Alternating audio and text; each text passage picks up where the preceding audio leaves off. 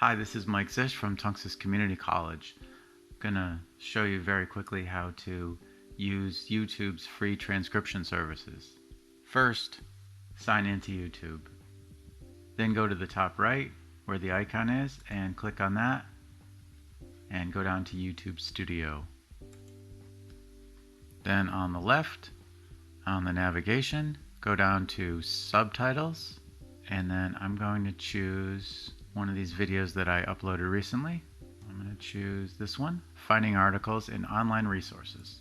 So I clicked on the number 1 and I got this English automatic. That means it was machine transcribed, so it's probably fairly accurate, but I want to make it a little better. So I'm going to go over to the right under Options, and I'm going to choose Edit on Classic Studio.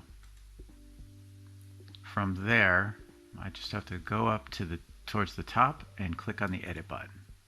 Now that made the type editable, and I can go ahead and change this and say hi there, and I can add a comma, and then once I'm done editing, I can just go and publish edits.